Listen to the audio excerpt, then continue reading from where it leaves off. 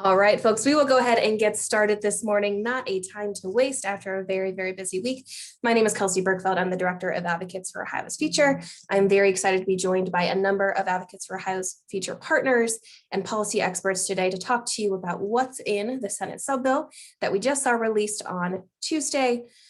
A whole nother round of changes will be coming out next Tuesday. We are in the kind of the main final stretch here of the budget process where things move very, very quickly, but we are here to keep you up to date on those changes the best we can, as well as offer ways that you can be involved and make sure that your voice and opinions are heard in the legislature. So I will turn it over very quickly first to our friend Loren Anthes from the Center for Community Solutions. He's going to talk to you about some issues pertaining to Medicaid and what the Senate has cooked up. So Loren, whenever you have a minute, please feel free to hop on in.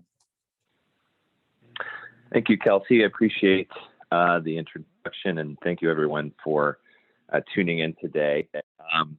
There's a lot that we could highlight here for you in regards to the Medicaid program, different policy pieces that are being contemplated or introduced or recontemplated now in the substitute bill process of the Senate. But the thing I'd like to highlight that is of most significant concern deals specifically with the managed care procurement.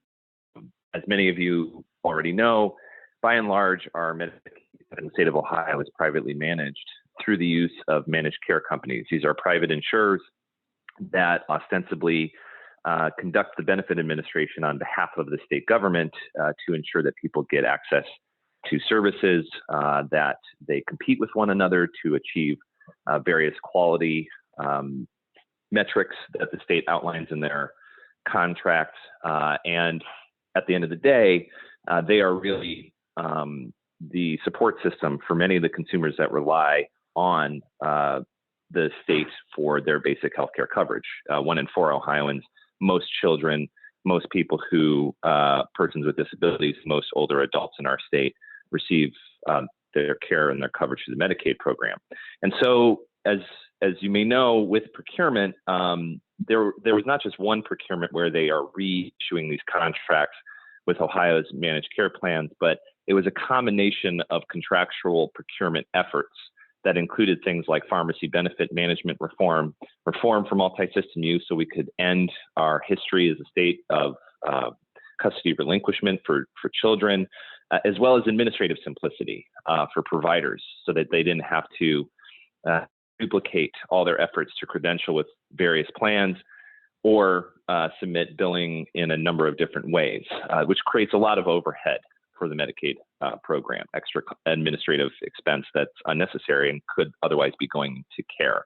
Things like doulas, for example, which if you haven't, please follow my colleague Coplein's work in that area in particular.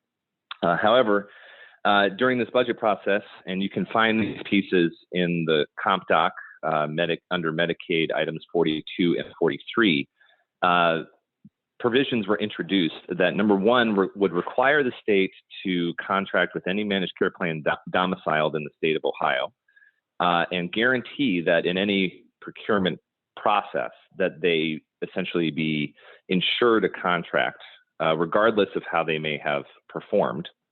And there's also a number of requirements that in procurement processes in the future, the state would have to, describe the economic impact of that procurement in terms of jobs created, jobs lost, and the economic impacts of these insurers generally. Beyond that, it suspends the current multi-year process of the procurement of these managed care plans, and essentially says you have to do it all over. This is terrible for a whole host of reasons, and I'll just sort of highlight a few. First of all, the procurement is not a standalone thing, like I mentioned. All of these are intertwined. So, this gets a bit wonky, but contractually speaking, legally speaking, you can't suddenly end the contracts for, the managed care plans that won the awards, and then also not have to change the pharmacy benefit manager reform, because the pharmacy benefit manager reform is premised on this other procurement taking place. Same thing with multi-system youth. If we are so interested, as we should be, in ending custody relinquishment, this maneuver essentially puts all of that at risk. same thing with the administrative simplicity. And while we've heard that, in the press statements that came out earlier this week from the Senate majority leadership, that there was $175 million in administrative savings that they identified through the Medicaid program. What's perplexing is that all of the procurements combined are actually worth $416 million in savings just in this biennial period. So by inserting this provision, they actually have added to the administrative overhead of the Ohio Medicaid program, and there's no way to finance that directly. They also made it more complicated, and it puts at risk all of these other efforts that the state and the General Assembly have been interested in. Things like the pharmacy benefit manager reform and the transparency associated with that effort essentially go away, or I put at significant. The second thing I want to highlight here is just how anti-competitive this is, and how this really puts at risk a lot of great policy reform associated with the reprocurement of these contracts. I tend to see the contracts and the provider agreement as the main policy document for how the Medicaid department ultimately manages the policy goals that it has to keep people healthier, to make sure that patients are safe, to make sure that they're in high quality environments, to make sure that their social needs are addressed. All of these things are elements that are built into these contracts, and these plans are accountable to them. And they use incentives, either through dollars or disincentives, penalties, and competition to drive that. Let's take a look at infant mortality. Currently, if you don't do so well for high-risk mothers, you may lose some of the members that are attributed to your plan, and those folks can go to a different plan at their choosing who perform better in that area. It's a great incentive. We know that this works. The research confirms that. And so it's very strange to me, leadership that often talks about free market principles would so nakedly provide regulatory capture for a few companies and mandate that taxpayer resources go into them. I also find it somewhat ironic.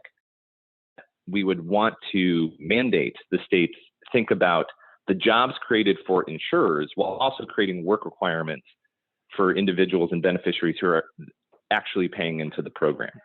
So my hope is that, whether you care about pharmacy benefit manager reform or custody relinquishment, or you're concerned about the increase in overhead or cost, or how this may impact quality, or just generally the potential for reform that procurement has represented, that you weigh in, which you can tell the Senate and the House that this is not a good idea. I also just generally don't think this passes muster in terms of a federal review, because managed care was not written into the Social Security Act in 1965. It's operating under a waiver, a 1915C freedom of choice waiver. And so if we're limiting freedom of choice, I doubt there's a scenario where CMS would say this is okay. But it doesn't mean that all the work that goes in that policy document isn't made more complicated by this action. So I'm hopeful that the Senate realizes this, understands the great expense that they're creating and how they're compromising some of their other policy goals. But I'll take a breath and see if there are any questions. Loren, thank you so much. No questions so far yet in the chat or in the Q&A. We'll hold for just a couple minutes before, and we want to thank you again for your time this morning. So right now, we just want to clear up for folks. So this provision was not introduced in the House. This is something the Senate cooked up kind of on their own, right, for the correct? That is correct. This came out with the substitute bill. This is to be expected that, if we're talking about these multi-billion-dollar contracts, that some of those folks who didn't get what they wanted may try to, petition. And there is a protest period that's ongoing currently. But to do so through legislation is unique, and, to me, doesn't seem to be the best policy maneuver. Loren, thank you so much for sharing this morning. Oh, we do have a question from Marcia. What, if anything, are we hearing out of the governor's office on this shot across the bow at reprocurement? So any word from our friends in the governor's office? Nothing I would say that is official or overt, though I would suggest that somehow reversing an effort that you've spent the last 3 years building that also costs you $400 million, that also encourages rekindling the pharmacy benefit manager issues and interrupts your work with custody relinquishment is probably not on their agenda of, well, we'll just let this slide. And also, I don't see that there would be any reason for them to try to support this maneuver, but it doesn't mean, especially with the makeup of the House and the Senate, it doesn't mean that they won't try. So, regardless of the governor's position on it, and I imagine this would be certainly eligible for a red pen, the General Assembly really holds all the cards right now. So they're the ones who need to hear that this is something that should not be eligible to veto or veto override. This should be immediately removed from contemplation in the budget. Thanks, Lord. Another quick question for you. Can you talk a bit more about the big cuts in the Senate budget bill to the Medicaid administration line? Yeah, that's somewhat of a mystery to me. I heard about the $175 million number. I'm not sure exactly where all of that is pulled from.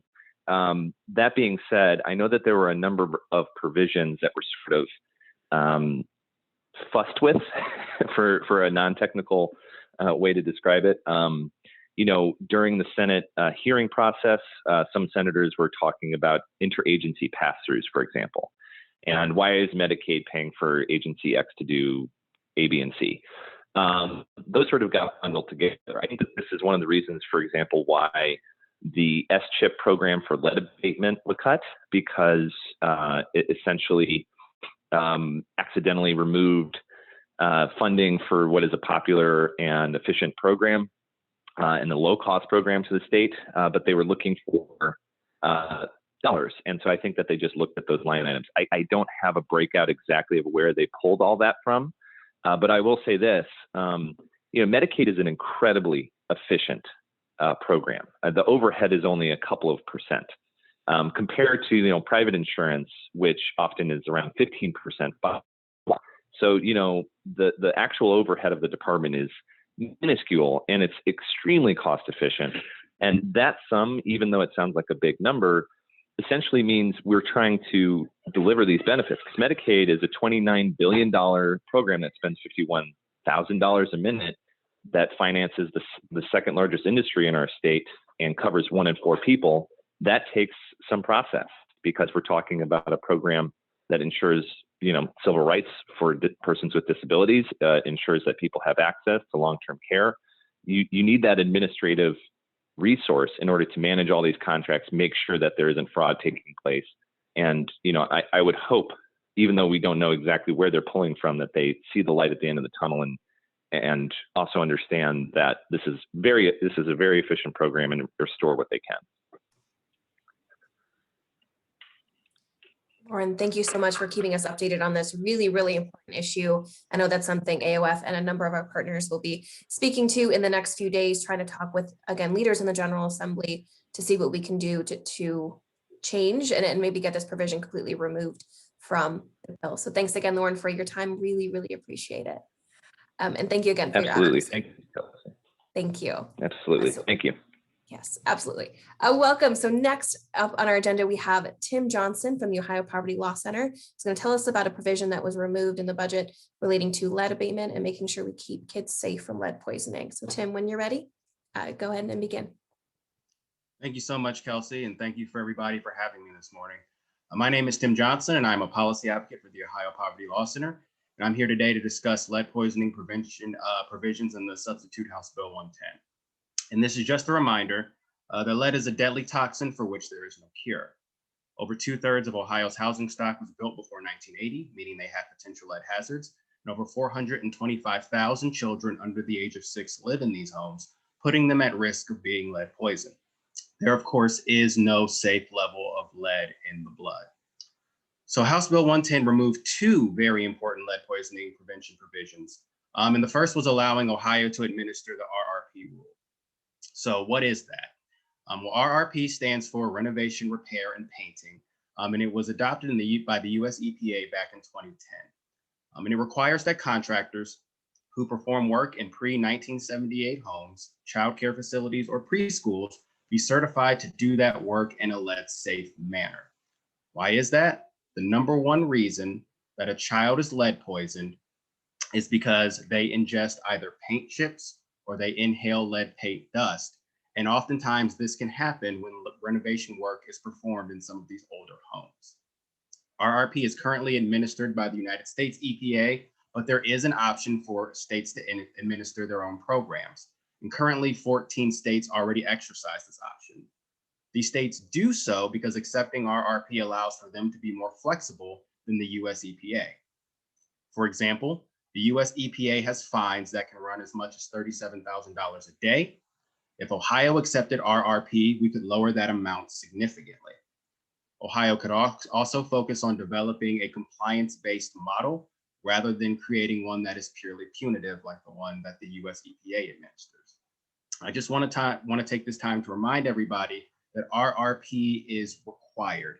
It has been a rule since 2010. It is not an additional burden on businesses or something that we're adding to them. Anybody performing repair, painting, or renovation work in a pre-1978 home today is required to be RRP certified. In the last biennial budget, the governor established a lead advisory committee to look at ways that Ohio could strengthen its lead poisoning prevention efforts.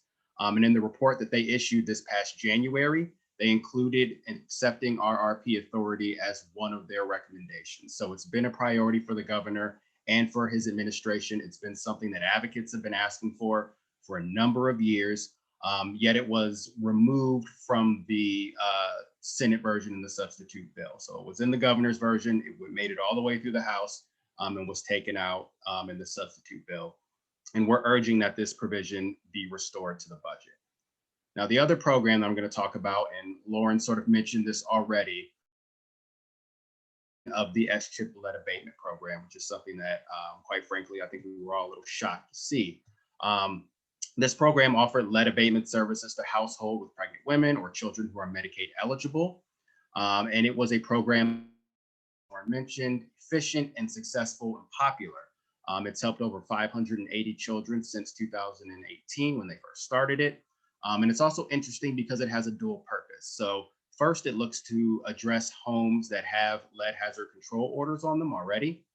And lead hazard control orders are issued for properties where a child has already been poisoned. But what makes SCHIP unique is that it just doesn't stop with those properties specifically, but it also does something called primary prevention. So what is that? Well, the way things work now is that when you have a child who tests positive for elevated lead levels in their blood, ODH, or the Delegated Health Authority, works to identify where that child may have been poisoned. And then a lead hazard control order is issued once that property has been identified, and then the property owner has a certain amount of time. But all that only happens once a child has already been poisoned. Primary prevention seeks to remediate hazards before a child is ever poisoned, because we know if we're ever to get ahead of the issue of lead in the state of Ohio, we can't use kids as canaries in coal mines to sort of figure out where our lead hazards are. SCHIP is, essential in this because it targets homes in high-risk area and then performs lead abatement services before kids get poisoned. Primary prevention is so important to the state of Ohio that the aforementioned Lead Advisory Committee listed adopting primary prevention to lead exposure and contamination as their very first recommendation in their report. It also is a great deal for Ohio because the dollars come with a match. So the state puts up between $600,000 and $650,000 and gets $5 million in return. So the program helps low-income Ohioans. It puts Ohio on a primary prevention track, which we're going to need to get ahead of the lead issue, and is a great bargain for the state. So we were very shocked and dismayed to see that removed from the budget, and we're hoping that it gets restored as soon as possible. So with that, I'll go ahead and I'll open it up to any questions folks might have. Thanks so much, Tim, and thank you so much for, again, reminding us all how important this issue is. And again, something that I think we were all shocked to see removed from the Senate version. Hopefully that will be remedied either in the omnibus amendment or later on in the process. So no questions yet in our chat box, but stay tuned. Maybe we'll get a few in the chat. I'll be sure to alert you, Tim. Thanks for Thank you. Absolutely. So next up on the agenda, we are welcoming Wendy Patton from Policy Matters Ohio to tell us something that the Senate decided to enhance a little bit further in their version of the budget, and that would be tax cuts. So Wendy, please tell us what's happening. Thank you, Kelsey, and thank you for including Policy Matters Ohio in this important webinar as we reach the end of the budget. We've been tracking the budget process very carefully because as Ohioans come together and pool our tax dollars to build the kind of foundation we need, clean water, safe communities, good schools, a bright future, we know our elected officials allocate those funds to build that foundation in the two-year budget process. So for us, this is the most important time of year. This year, we see that instead of prioritizing funding for the kinds of programs that Tim and Loren have talked about and that others will talk about today, senators have prioritized $1.3 billion in tax cuts that primarily benefit the wealthiest Ohioans. They say they can't afford to fix, as we'll hear from other speakers today, the broken, unconstitutional school funding formula. They eliminate the lead poisoning program, but they include a 5%, $874 million income tax cut, a sales tax cut for temporary agencies, and various tax breaks. Now, Policy Matters Ohio commissioned the Institute on Taxation and Economic Policy, which is a nonprofit with a very sophisticated model of state, local, and federal tax systems, to analyze the impact of the income tax cut on Ohioans by income group. The bulk of taxpayers, the analysis found, would get benefits so small they wouldn't even be noticeable. This is how the income tax works. As income grows, it is incrementally taxed at an incrementally higher rate. That's why upper income taxpayers are the big winners from income tax cuts.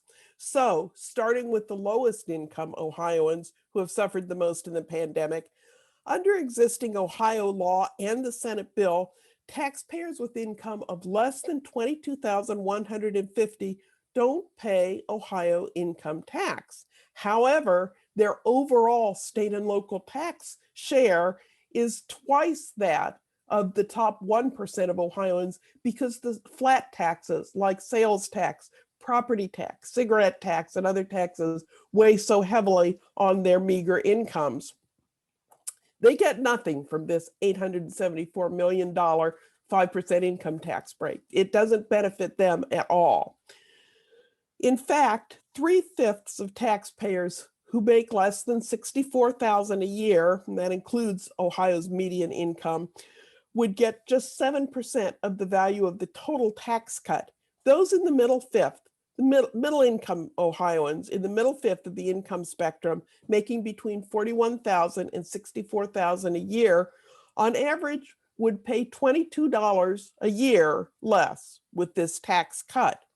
Nearly half of the tax reduction, 50%, goes to those in the top 5% who are paid more than $221,000 a year. In fact, the top 1% with income of at least $526,000 a year would average a tax cut of $1,712 and receive a full quarter of the value of this $874 million tax cut.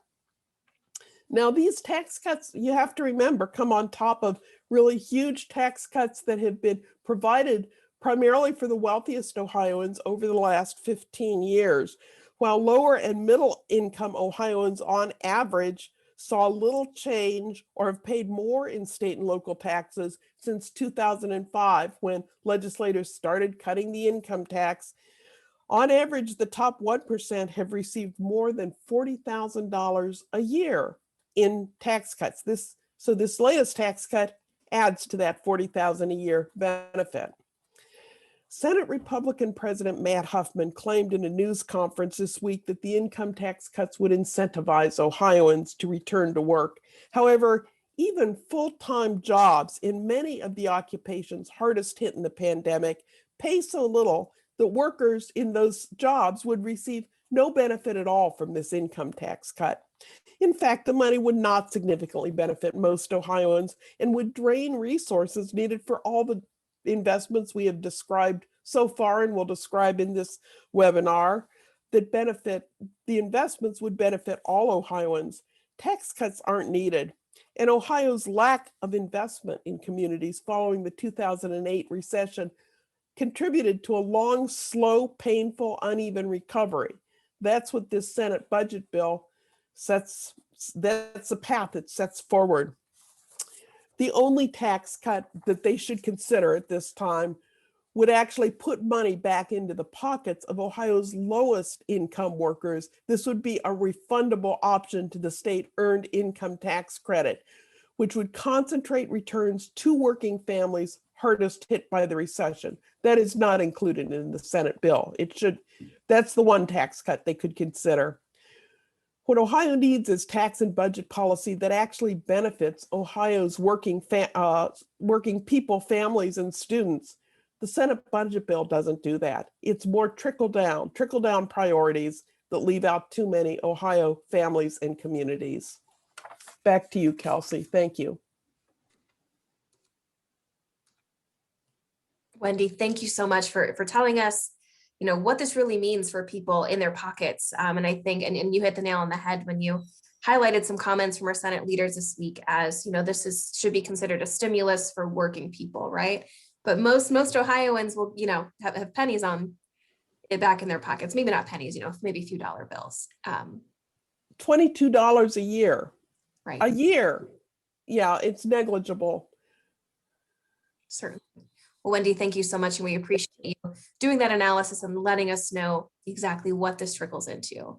And next up on our agenda, so we don't have any questions yet, Wendy, but I'll let you know if anything pops up in the chat. Thank you so much. Thank you. So we have a couple ideas of where this lost revenue can certainly be reinvested in to make sure that, again, Ohioans have a strong start and our kids have the best education possible in our state. So we are going to hand it off next to Darold Johnson from the Ohio Federation of Teachers to tell us really what's happening with that school funding formula and what the Senate decided to do. Oh, Darold, you are on mute, my friend. Thank you, AOF and Kelsey, and getting me off from mute. So I appreciate that. So thank you for having us here. I'm with the Ohio Federation of Teachers, and we have been looking at the school funding formula for many years, trying to make sure we had an adequate formula that would make sure that every child everywhere had the opportunity to reach their highest potential in life. What we have here in the Senate proposal is a new formula. It does not replicate the House formula. It creates a new formula that puts the emphasis on school choice in private schools rather than on public schools. The big winner in this bill are the private schools because they get a 25% increase in funding through increased payments for vouchers. The K-8 voucher increases from $4,560 to $5,500, and the higher ed voucher increases from $6,000 to $7,500. Meanwhile, the per pupil cost for traditional public schools is $6,110. So you can see where the emphasis has gone into this formula. The House formula was worked over and developed through a process of 3.5 years. It has superintendents and school treasurers that developed the process. It's been vetted. It passed the House last year in the last General Assembly, 87-9. It's had multiple hearings in the House, last GA and this GA, and including in the Senate as they considered the House budget. The first time we saw the Senate version of their school funding formula was this week when they announced the sub-bill. So it has not had the same vetting. It was developed from what we have ascertained by a current senator and a past senator. And we don't think that it really meets the needs of children. Number one, we see that the House budget does have considerations for multiple items that the Senate doesn't. The House considered instructional costs and it considered instructional costs in co-curricular so that everybody had art, music, science in their program. Safety and security, that's a big issue these days in terms of making sure kids are safe when they return to school. Social emotional learning was included. Technology devices was included. School leadership, personnel, principals, faculty, facilities, and supplies were included in the House version of the funding formula. These elements were not completely included in the Senate version. When we look at the two-year budget, what we see is a temporary budget. They do not make any changes using their formula in the budget process. That is permanent. The House formula is permanent. And so I know we had some choice and concerns about the wellness funds and how they played in the House budget. The mere fact that the Senate pulls them out cannot overrule what would happen to school funding going forward. As some of you may know, the House presented a budget that said it is their intent to move away from funding public school institutions to just giving money to students and allowing them to go where they want to go.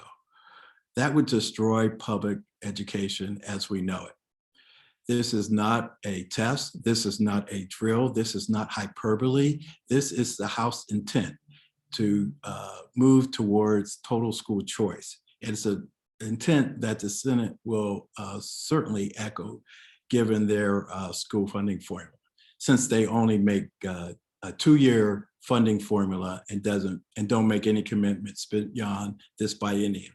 It would be very easy for them now to move to a totally new funding formula that would end public schools as we know it. So we are asking people to sign a petition to say they support public school education. And I dropped that in the chat for people to look at. I can do that again just in case it's going a little bit too far, but we're asking people to sign this petition and let the members of the legislature know that the public is behind fully funding and phasing in a school funding plan that is fair and allows every child everywhere to meet their highest potential. Again, we feel that the Senate doesn't do that. And we can't get distracted because the Senate is trying to pit district against district, their version versus the House version. They're trying to pit human services against public schools to say, you know, here's how these funds would be allocated. But if we start fighting among ourselves, we would take our eye off the ball. And that's exactly what they want us to do. Get so caught up fighting each other that they can destroy public education as we know it and create this system whereby nobody will know who's going where and how they're going to fund this thing. So it's time for us. So we're hoping that people can put those different and understand that the real goal here is to maintain the education, to work on making sure we include the wellness funds and the wellness activities, and making sure that we continue to fight for them as we do public education and not get pulled apart.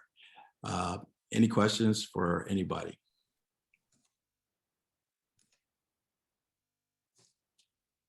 Thanks, Darold. So nothing in the chat yet, but I'm sure they're coming. So don't you worry. And while we work on this transition a bit, Wendy, we do have a question come in for you regarding the status of the LLC loophole in the state budget bill. Do you want to share your thoughts and about where that's at? The LLC loophole is not mentioned in the state budget bill. As you'll recall, in the last budget bill, the House passed a version that capped it at $100,000 a year instead of it capped the tax-free status on pass-through income at $100,000 a year instead of the $250,000 that it is now. That incorporates most of the most of the businesses that took it, or individuals who took advantage of that tax break. Most of them were very small businesses, and the tax break would have continued for them under House Bill 166, the House version as passed, but it would have been eliminated for big, wealthy folks, lawyers, doctors, etc. It also eliminated the preferential income tax rate on all income over $250,000, which was 2 points lower for people who who took advantage of the pass-through income tax break. So it was a big change that still left something for small businesses. It was passed by the House. The Senate did not embrace the capping, but they did do away with that 3% preferential rate on income over $250,000. In the conference committee and discussions with the governor, even that was done away with. So the full LLC loophole and the special benefit for the wealthiest folks who have income over $250,000 remains totally intact in this budget, draining $1 billion on its own of state resources that we need for the things we're talking about today. No changes to the LLC loophole in either the House or the Senate budget. Thank you for that our update, Wendy. And we have a question that came in also for Tim about lead. So we have a question. So why the focus on lead by the Senate? What are your recommendations for an approach to use in advocacy efforts to get these provisions reinstated? So what do we think will make a difference? Yeah, thank you so much for that question. It's a very good question. So I can't say exactly why the Senate is so hyper-focused on lead, especially seeing how it was essentially the same in the governor and the House versions of the budget. I will say that the Senate, I believe in the last General Assembly, is the place that really came out against regulations and state code and not wanting to add too many and trying to take two out for everyone new and that sort of thing. So I think in terms of RRP, they might have thought that this would be another additional regulation on business. Again, this is something that businesses already need to be doing. Anyone who is not certified or RRP certified currently, but doing work in pre-78 homes is out of compliance with the US EPA and can be subject to fines and penalties. So I do think that might be one of the reasons why we see that focus in there. I can't really say for SCHIP. I know Loren mentioned that he think it was part of sort of this big bundling of interagency transfers and just sort of got caught up in there. And if that's the case, it would be great to see that restored in the Omni or in other opportunities down the line. But SCHIP really was a big shock for us. In terms of advocacy, we have been meeting with folks throughout this week to really emphasize the efficiency of the programs, especially things like SCHIP. You know, it's always great when we can tug on heartstrings, but sometimes pointing out that, you know, the state gets a great match for this program.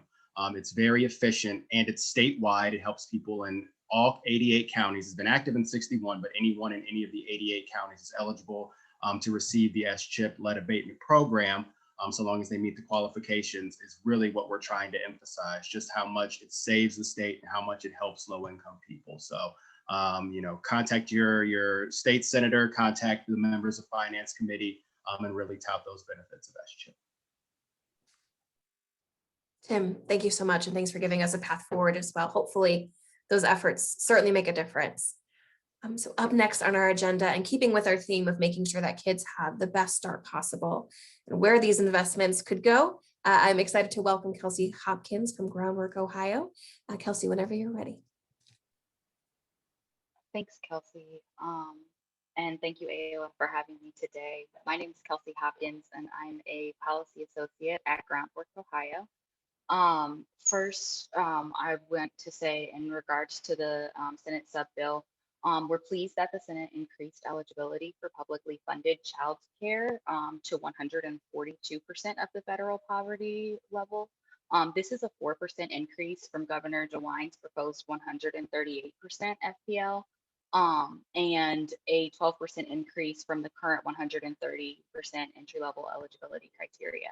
Groundwork continues to advocate for 150% in the budget, and that would, for 150% eligibility, that is about $32,580 annually for a family of 3, a mother and 2 children, which is about $15.66 an hour. And that gets us closer to the larger goal of 200% FPL.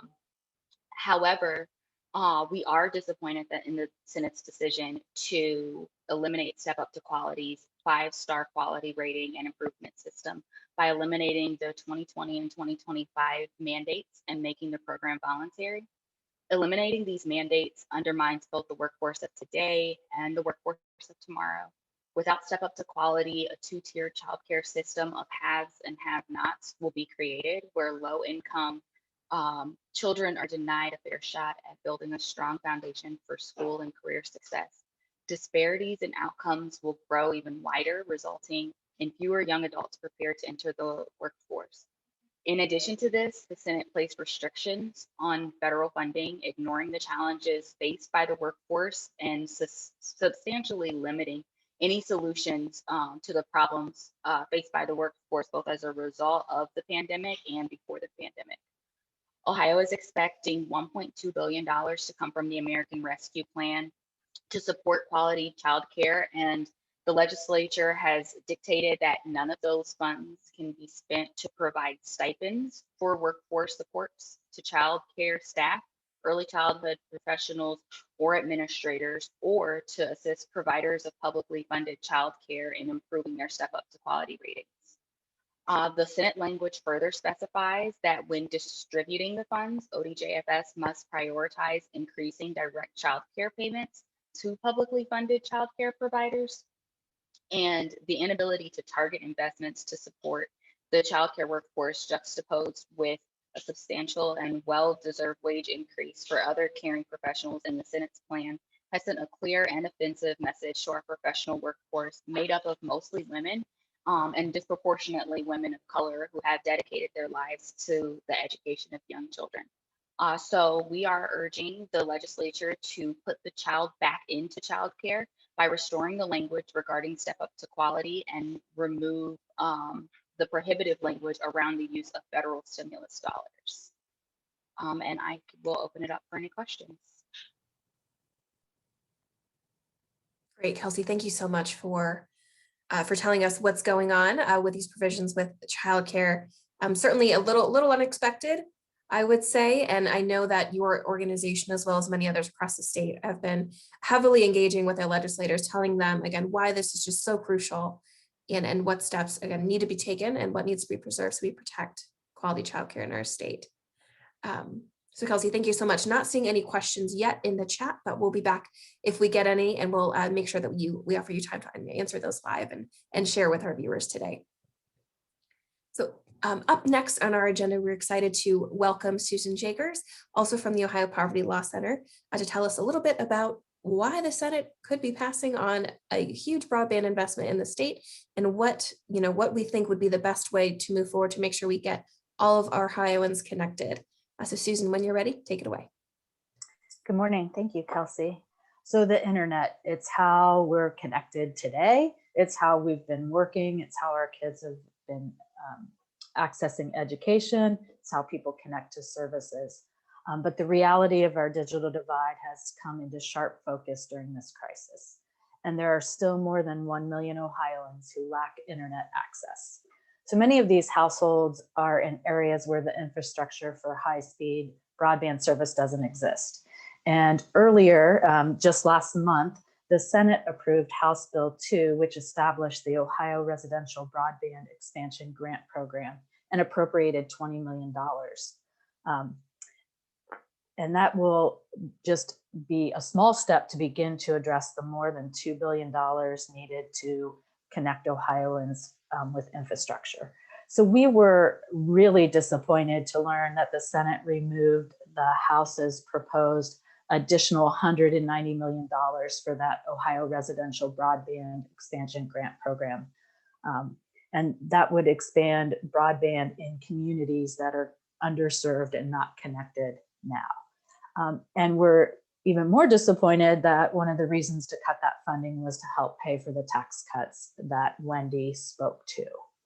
And while we know the primary objective of the residential broadband expansion program is accessibility, we know that affordability continues to be an issue too. And we were encouraged to see that acknowledged by Senate President Huffman when he did address some concerns about the grant program. So, we have many models of how to extend affordable utility services to low-income households. And we have worked over the course of the House bill and the Senate bill that established the grant program, and then again in the budget to suggest amendments or changes to the residential broadband expansion grant program that would be significant first steps towards creating competition and ensuring all Ohioans can afford to be connected. So we know that program can be improved, and we'll continue to work on that. And that we're hopeful with state investments and with additional federal dollars that can be used for broadband expansion, we will have more resources and potentially the resources needed to ensure that all Ohioans have and can afford internet access. And while we work for the comprehensive solution to address affordability and infrastructure, we do ask the Senate to reinstate the $190 million investment in broadband infrastructure and to create or fund programs that address affordability of services and devices. This state investment is just a small but very important part of the cost of connecting all Ohioans. We know that the American Rescue Plan dollars can be used to further address infrastructure, but those dollars also need to be invested and used to give all Ohioans the opportunity for economic stability. We also know that we don't have any assurances or know how the dollars are planning on being used at this point. The Senate version of the budget also removed language that established the Joint Legislative Oversight and Review Committee of Federal COVID Relief Aid. And that really leaves the public without the assurance that there'll be a transparent public process for how the federal relief funds will be appropriated to ensure that all Ohioans have the support they need to recover from the health and economic impact of the pandemic. So we hope that the Senate, in addition to restoring these dollars for broadband infrastructure now to help get the infrastructure to households that have no access to the internet, we hope the Senate will also either restore the committee or otherwise outline a public planning process for determining the best use of the federal relief funds, including planning to make sure all Ohioans can be connected. I'd be happy to answer any questions about the broadband provisions in the budget. Great, Susan, thank you so much. And it's so vital that, again, our elected officials have a path forward with, again, a lot of the federal funding streams coming into Ohio. And you're right, that planning process would have been a great opportunity to kind of collect and make sure that there's an opportunity for public input and testimony. Kind of wondering, I know we didn't hear much chatter about that provision in our discussions in the Senate before, but hopefully we can see that reinserted throughout the process.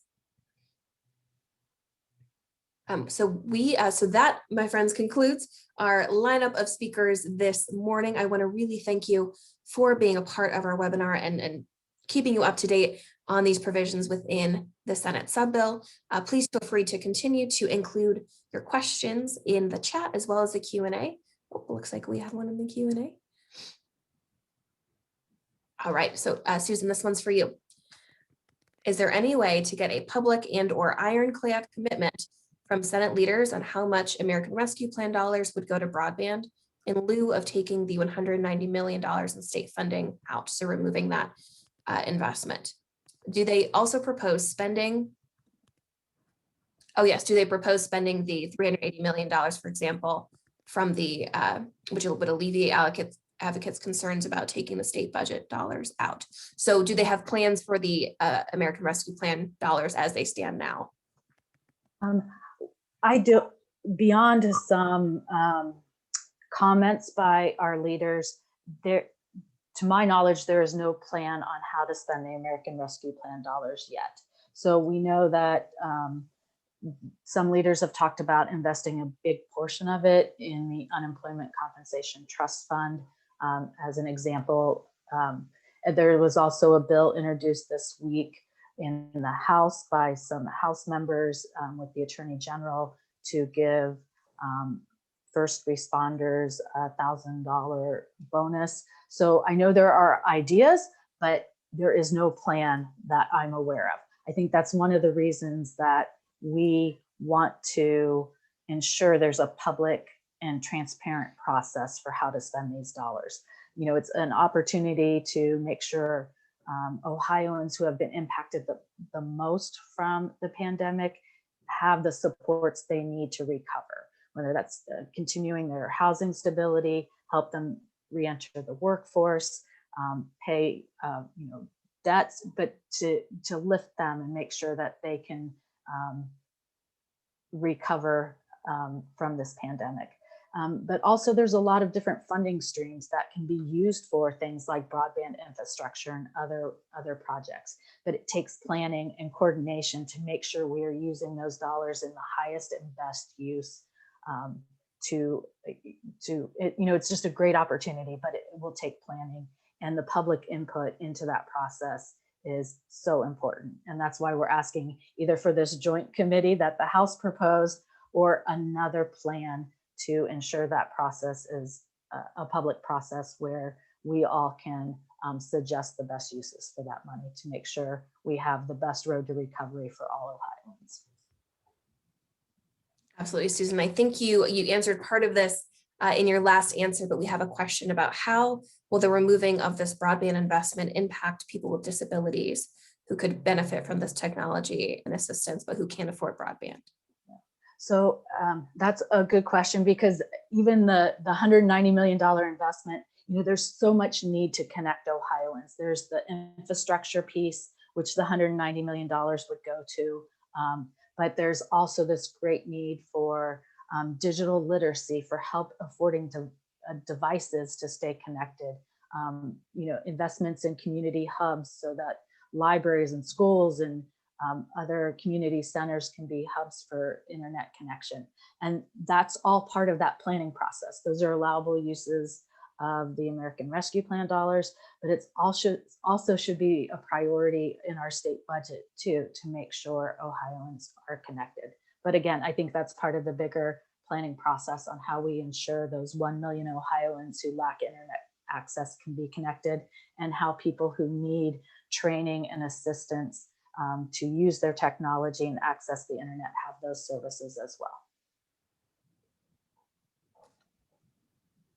So part two of that question, Susan, specifically remote support that replaces the need for personal care assistance. So this is interesting, the need for broadband and connectivity for monitoring or remote assistance for, again, folks who can need an extra hand. So important and new age.